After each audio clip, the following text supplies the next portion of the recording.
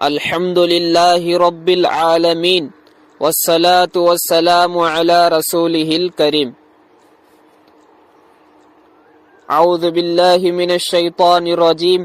بسم اللہ الرحمن الرحیم.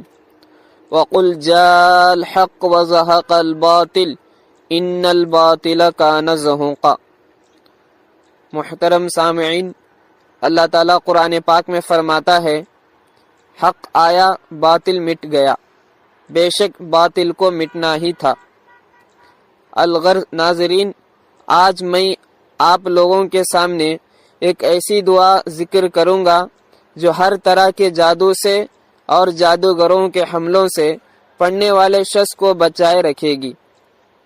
حدیث پاک میں حضور خاتم النبین صلی اللہ علیہ وسلم نے فرمایا ہے، جو شخص یہ دعا صبح و شام ایک ایک مرتبہ پڑھے گا، اللہ تعالیٰ اس کو ہر قسم کے جادو سے بچائے رکھے گا.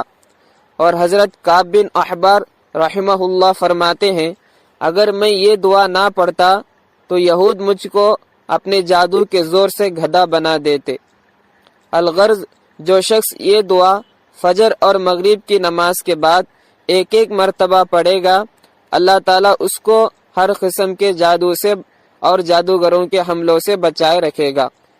وہ دعا یہ ہے: اعوذ بوجہ اللہ العظیم الذی لیس شیء اعظم منہ وبکلمات اللہ التامات التی لا یجاوزہن بر ولا فاجر وباسماء الحسنى کلہا ما علمت منہا وما لم اعلم من شر ما خلق وبرأ وذرأ. اللہ تعالیٰ سے دعا ہے کہ اللہ تبارک و تعالی ہم سب کو جادوگروں کے جادو سے اور شریروں کے شرارت سے بچائے رکھے. آمین یا رب العالمین.